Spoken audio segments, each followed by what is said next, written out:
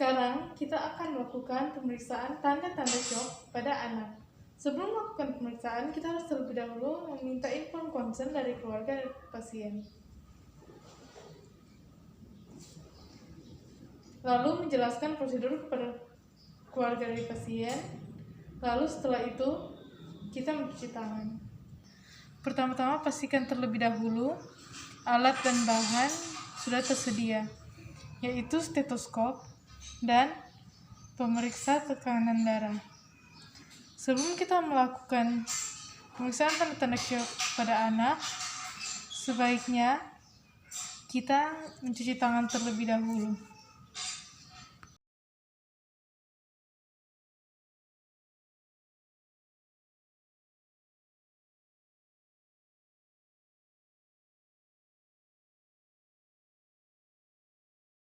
Setelah mencuci tangan, kita lalu menggunakan APD, yaitu handskun, penutup kepala, dan masker.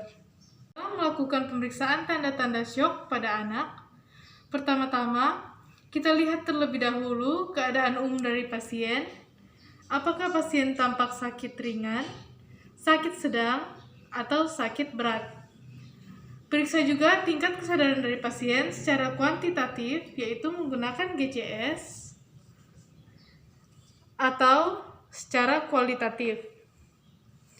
Setelah itu, nilai respirasi dari pasien, yaitu menggunakan 3 cara, yaitu look, listen, dan feel. Pada cara look, kita lihat pergerakan dinding dada dari pasien. Lalu pada listen, kita menggunakan stetoskop dan memeriksa ke seluruh lapangan paru dari pasien secara siksak.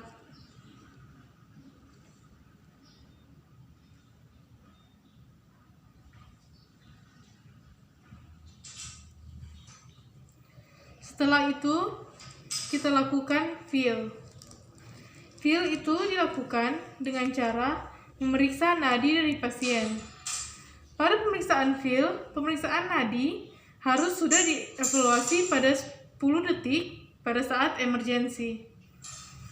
Nadi-nadi akan diperiksa yaitu arteri karotis, arteri brachialis, arteri radialis, arteri femoralis, dan arteri dorsalis pedis. Pada nadi, kita perhatikan frekuensi, kualitas dan kekuatan nadi, juga irama dari nadi. Setelah itu, kita lakukan survei primer pada beberapa organ dari pasien, yaitu salah satunya melakukan pemeriksaan abdomen, yaitu berupa inspeksi, auskultasi, palpasi, dan perkusi.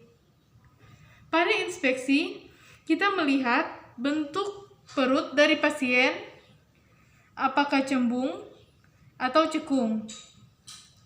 Pada auskultasi, kita menggunakan stetoskop, lalu kita menilai bising usus dari pasien dengan cara mengauskultasi keempat kuadran abdomen dari pasien secara siksak.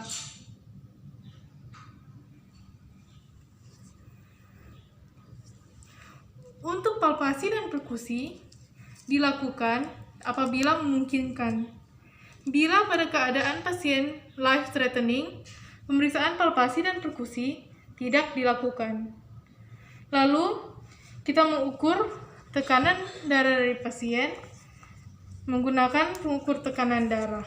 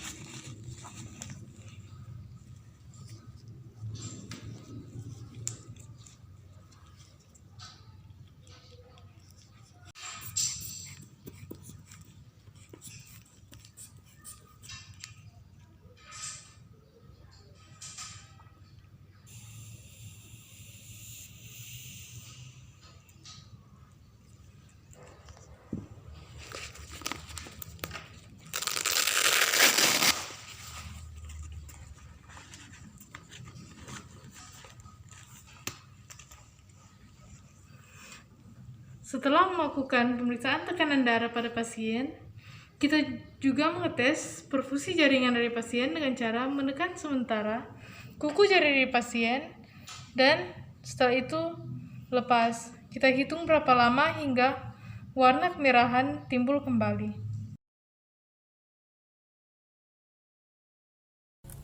Terapi cairan pada bayi dan anak. Terapi cairan pada bayi dan anak memiliki pertimbangan yang jauh berbeda dibandingkan pada pasien dewasa. Kapasitas anak untuk mentoleransi status hidrasi abnormal jauh lebih kecil daripada dewasa. Konsumsi energi pada bayi dalam keadaan istirahat kira-kira 70 kilokalori per kilogram berat badan, yakni hampir 2 kali dewasa.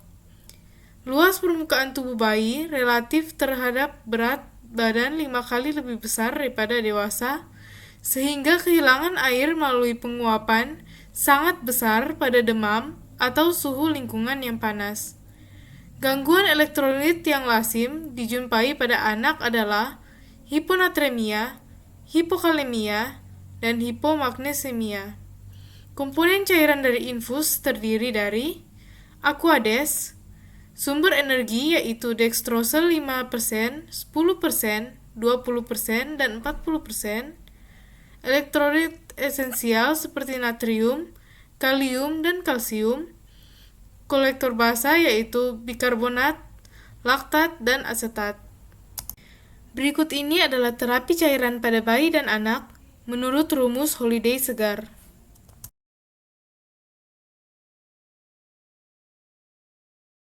Pemeriksaan Rumpelit Test atau disebut juga tes tourniquet. Pemeriksaan ini dilakukan untuk melihat apakah ada manifestasi perdarahan pada kulit dari pasien. Sebelum melakukan pemeriksaan, kita harus terlebih dahulu menanyakan inform consent dari orang tua dari pasien, lalu mencuci tangan. Pertama-tama, sebelum melakukan tes, kita harus pastikan terlebih dahulu semua alat dan bahan sudah tersedia. Lalu, pasien dalam posisi berbaring atau duduk di kursi. Lalu, setelah itu, kita singkapkan lengan baju dari pasien dan memasang manset di lengan atas dari pasien.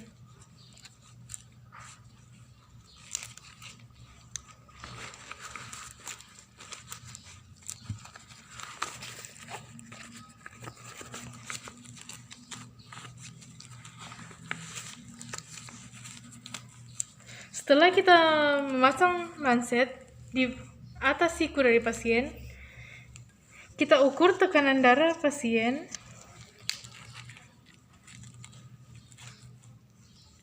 Kita ukur tekanan darah dari pasien. Lalu, berikan tekanan manset di antara sistolik dan diastolik.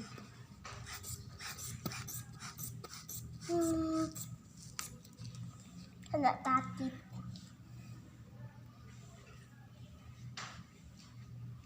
Lalu, tekanan dijaga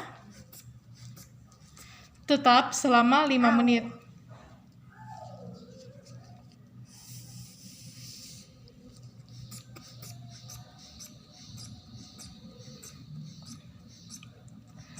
Selama tekanan dijaga selama 5 menit, perhatikan timbulnya peteki di volar atau di lengan dari pasien. Setelah 5 menit, kita bebaskan tekanan manset, lalu lepaskan manset dari lengan pasien.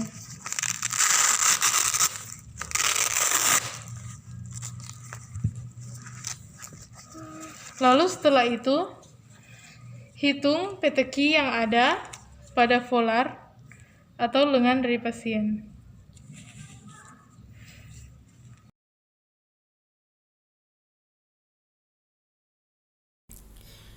Imunisasi dan vaksinasi. Hal-hal yang harus diperhatikan pada pemberian imunisasi, yaitu pertama, memberitahukan risiko imunisasi dan risiko bila tidak diimunisasi, persetujuan dari orang tua, meninjau apakah ada kontraindikasi vaksinasi, memeriksa penyimpanan vaksin baik atau tidak, memeriksa keadaan vaksin, yaitu perubahan warna atau tanggal kadaluarsanya, dan memberikan vaksin dengan teknik yang benar. Berikut adalah jadwal imunisasi, rekomendasi Ikatan Dokter Anak Indonesia tahun 2017. Imunisasi. Sebelum kita melakukan imunisasi, kita terlebih dahulu memeriksa jadwal imunisasi dari pasien, lalu mencuci tangan. Pertama-tama, tunjuk terlebih dahulu lokasi pemberian imunisasi, lalu tahan posisi anak. Disinfeksi lokasi suntik dengan alkohol dengan cara memutar keluar. Setelah itu, kita mengontrol badan anak dengan tangan non-dominan dan tangan dominan memegang suntik. Lalu, kita suntik 15-20 derajat untuk intrakutan, 45 derajat untuk subkutan, dan 90 derajat untuk intramuskular. Kita suntik imunisasi dengan tekanan yang stabil di daerah suntikan. Setelah menyuntik imunisasi, kita tekan daerah suntikan dengan kapas yang lembut. Lalu kita buang jarum suntik dan kapas yang sudah dipakai ke tempat sampah infeksius.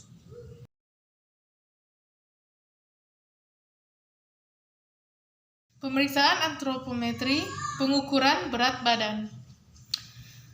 Pengukuran berat badan pada anak di bawah umur 2 tahun atau anak yang belum bisa berdiri. Pertama-tama, kita siapkan terlebih dahulu timbangan pada meja datar dan tidak mudah goyang.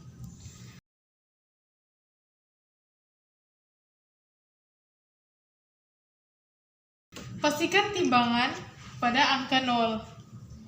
Lalu, setelah itu, kita buka topi dan tutup kepala dari bayi dan jaket atau aksesoris dari bayi.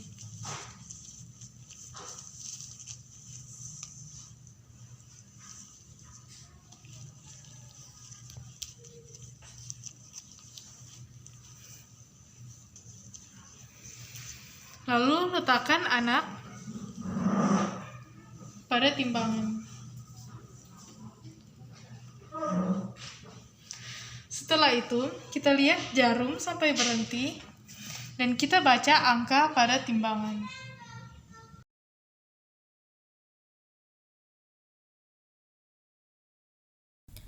Sebelum melakukan pengukuran berat badan, kita harus terlebih dahulu memastikan bahwa timbangan ada di permukaan yang datar dan skala timbangan ada pada angka 0.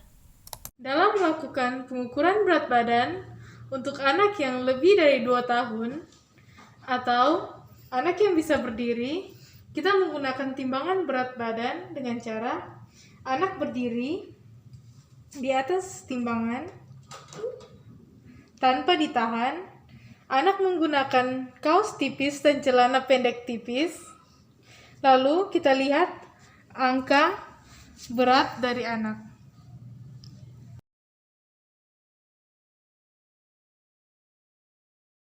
Pemeriksaan antropometri, pengukuran panjang badan dan tinggi badan pada anak di bawah umur 2 tahun atau anak yang belum bisa berdiri.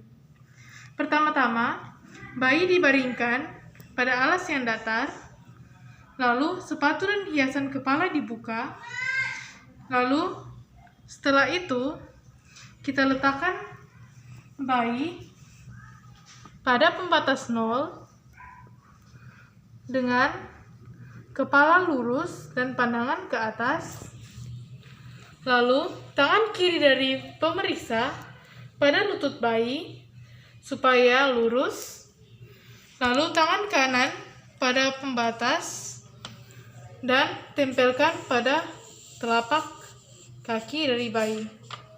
Lalu baca angka pada pembatas.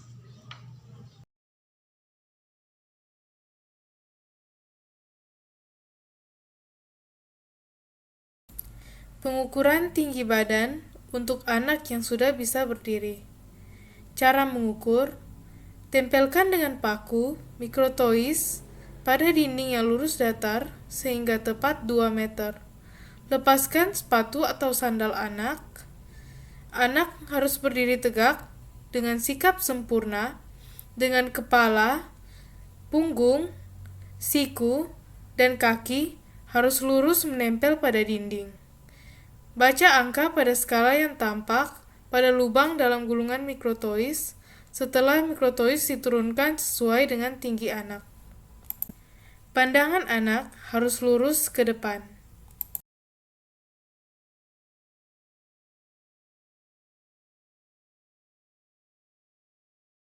Pemeriksaan antropometri, pemeriksaan lingkar kepala dari bayi. Pertama-tama, bayi dalam posisi berbaring.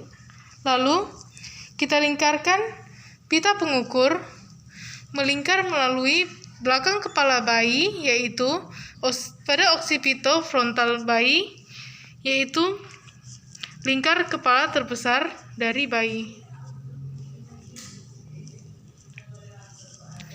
Setelah itu, kita baca angka yang tertera pada pita pengukur dan usahakan pita mengikat dengan kencang pada kepala bayi. Setelah pengukuran dilakukan, plot hasil pengukuran pada kurva pertumbuhan anak sesuai dengan jenis kelamin dan usia dari anak.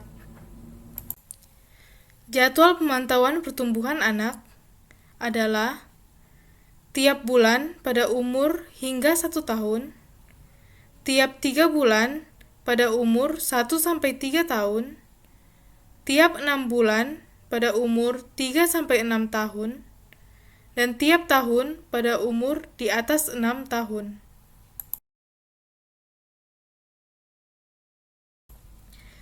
Kuesioner Pra-screening Perkembangan atau KPSP berisi 9-10 pertanyaan kepada orang tua atau pengasuh tentang kemampuan perkembangan yang telah dicapai anak. Jadwal pemantauan perkembangan anak dengan menggunakan KPSP adalah setiap 3 bulan hingga anak berumur 24 bulan dan setiap 6 bulan pada anak umur 24-60 bulan. Setelah setiap pemeriksaan sudah dilakukan, jangan lupa untuk berterima kasih kepada pasien, lalu mencuci tangan kembali.